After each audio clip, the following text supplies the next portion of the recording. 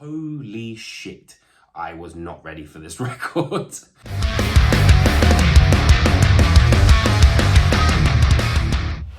Hi guys, welcome back, and hello if you are new. Thank you so much for tuning in, and especially on this one because I am so unbelievably excited to be reviewing Absolute Elsewhere by Blood Incantation.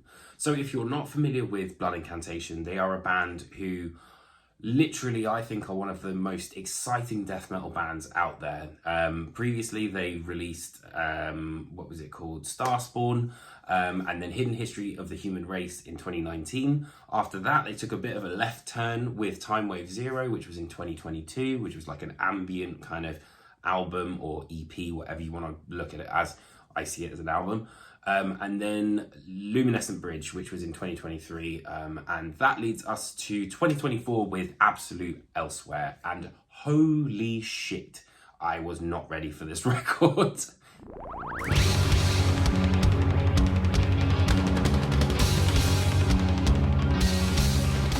So I think in order to understand the point of Absolute Elsewhere, you really have to kind of get your head around what Timewave 0 was about. And that for me was kind of the band cracking open the door to this other side, you know, this ambient, this sort of new age idea that the band have had, kosmische Musik, all that sort of stuff.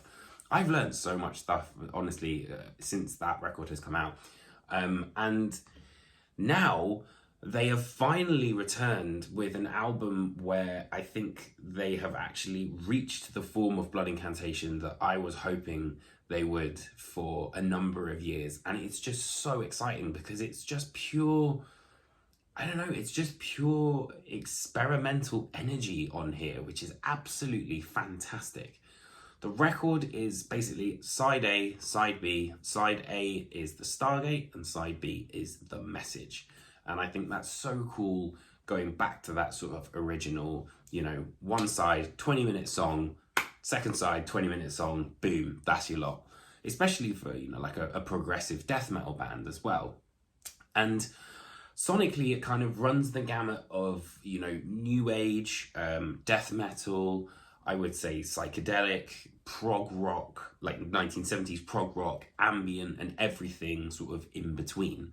On the surface, it's kind of like a clear delineation of contrasts, I think, with each track. So, for example, I think the Stargate has a bit more of a sort of minor key overall, whereas the Message has more of a major key, dark and light.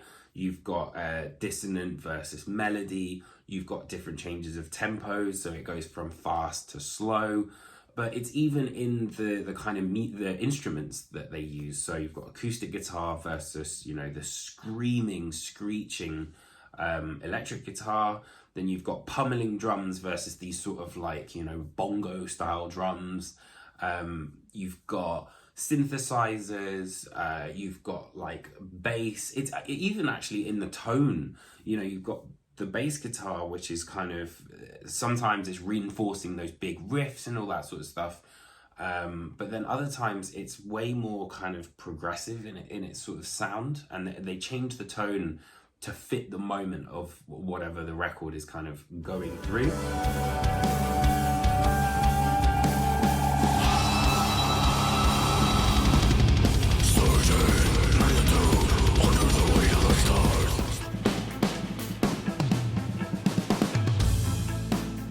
Obviously, you know, I think the main key part of this is that death metal is very much apparent, and it's kind of very much that classic old guard sort of nod. You know, there's kind of immolation bits in those pinch harmonics. There's Morbid Angel riffs at the end of the Stargate. Holy shit, man, that sounds so heavy. And then you've also got, I think, nods to like Death, Sound of Perseverance era kind of thing on the end of the Message. But the thing is like, you know, I've just named a whole load of death metal bands and stuff, but they never ape them. It's just kind of little nods to that sort of style, that classic style of the golden era of death metal, I guess.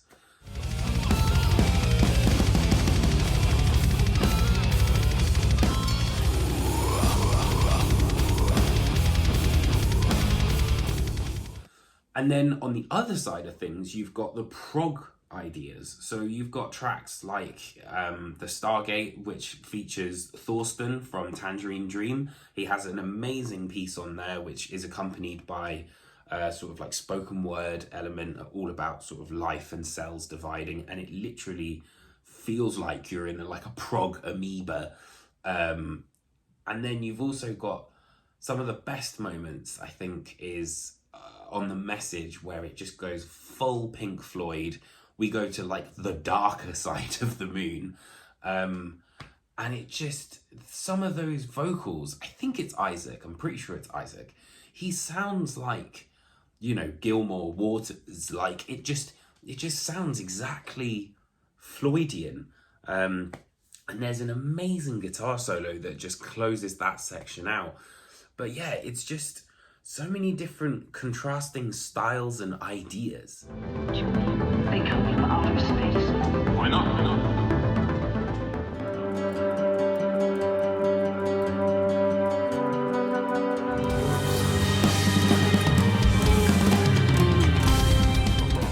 But I think what makes this record truly bigger than anything else out there is that they're using the contrasts individually, but they're also fusing them together to create something that is kind of like a juxtapositioned sound.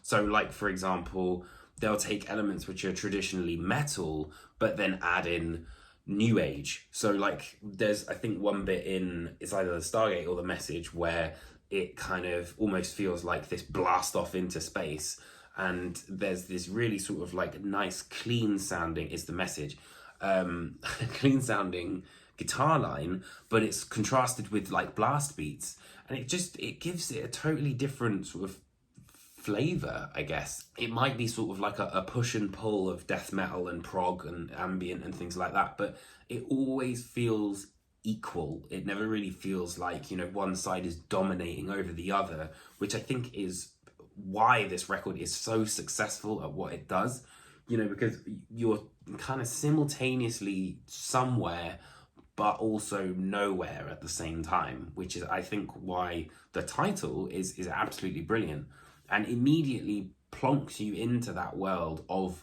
Blood Incantation. You know, the moment that this record starts, you hear that and you're already like, okay, I'm like somewhere in space or something, and they keep your attention the entire 40 minutes, which is so difficult to do, you know, in the modern day. And it just moves through so many different ideas, like the Messages in particular. It starts off with this sort of sound of thunder and rain, and it sounds like children. And then right at the end, it bookends it again. And it reminds you that as much as we've gone off on this sort of cosmic journey, I guess, there is that sort of earthen quality, and there's something that tethers you back to the world that we're in. I think dynamics and songwriting are so important to this record, because it could have been so easily a total car crash, but because of everything being painstakingly looked over, tweaks, you know, there are transitions which are just seamless, and they make the entire experience perfect, because it's not jarring unless it wants to be jarring. Like, for example, I think guitar solos are a great idea of that. You know, they kind of come in like these sort of fractals of light, and, you know, they make something totally sort of cataclysmic when they want to, and really add a sense of drama. But also, because of the dynamics, it makes a song which is like 10 minutes long not feel 10 minutes long at all. And it really allows for that replayability, which I think is so, so important.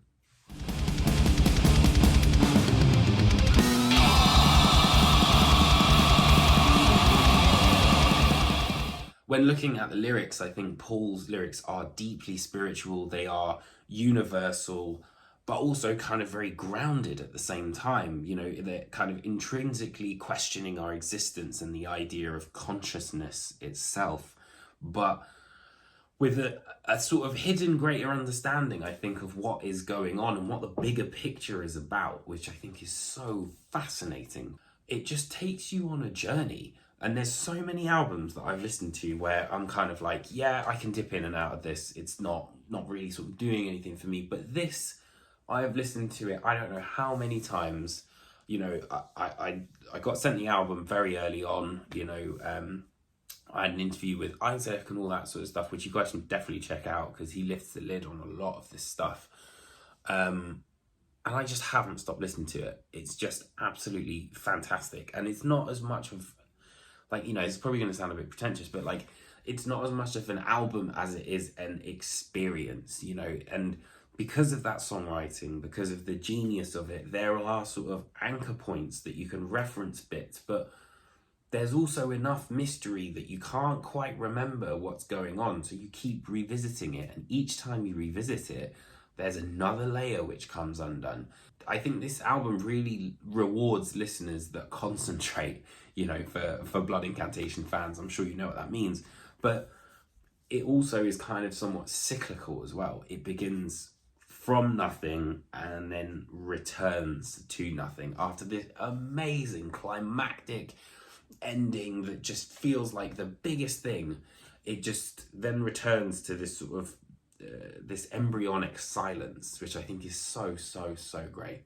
When it comes to my album of the year, one of the things I look for is this a record that's like never been done by someone before, either by the band in their catalogue or in general.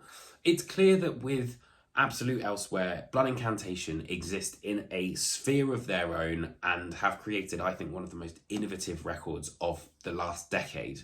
It's a perfectly executed album. It's entirely unique and has proven that there are no rules when it comes to their sound. And this, for me, is the album of the year. Absolutely phenomenal record. 10 out of 10, 11 out of 10. It's amazing. Absolutely brilliant. So that's it from me. Thank you so much for checking out this video. I really appreciate it. And if you do want to check out the interview with Isaac, it lifts the lid on all the different sort of themes, musical ideas, how the record came about, all this sort of stuff, especially his meaning of the Stargate. I thought that was really cool. But yeah, that's enough from me.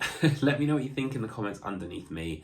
I really can't wait to see what everyone makes of this record. And I will see you guys very soon for another album review. Take care, my friends.